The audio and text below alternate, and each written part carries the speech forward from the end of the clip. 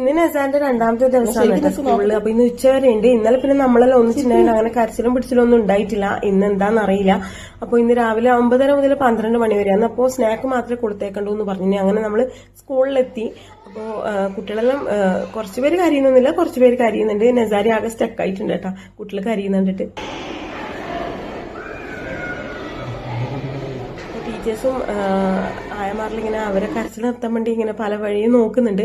അപ്പോൾ പാരന്റ്സ് ഇതുപോലെ ഇങ്ങനെ പുറത്ത് നിന്നിട്ടുണ്ട് കേട്ടോ, കുട്ടികൾ കരയുന്നുണ്ടോ നോക്കാൻ. കുറച്ച് ഒരു 5 മിനിറ്റ് മാത്രമേ നമ്മൾ നിർത്തിച്ചിട്ടുള്ളൂ. പിന്നെ നമ്മളെ വീട്ടിലേക്ക് പറഞ്ഞയച്ച് നമ്മളെ കാണുമ്പോൾ കുട്ടികൾ കരിയല്ലോ എന്ന് വിചാരിച്ചിട്ട് പിന്നെ ഞാൻ വീട്ടിലേക്ക് നടക്കലാന്ന് കേട്ടോ. മനസ്സിൽ ഭയങ്കര ഒരു വിഷമാണ്, അവൻ അടിച്ചതും കലമ്പിയതെല്ലാം എൻ്റെ മനസ്സിൽ. അതുകൊണ്ട് തന്നെ വീടെത്താൻ കുറച്ച് നേരം വൈകിന്, നടന്നിട്ടൊന്നും എത്തുന്നില്ല. അപ്പോൾ ദൂരം കൊണ്ടല്ല കേട്ടോ, മനസ്സുകൊണ്ട്. അപ്പോൾ വീട്ടിലെത്തി പിന്നെ ഞാനക്ക് കുറച്ച് ക്ലീനിങ്ങും കാര്യങ്ങളെല്ലാം ഉണ്ട്.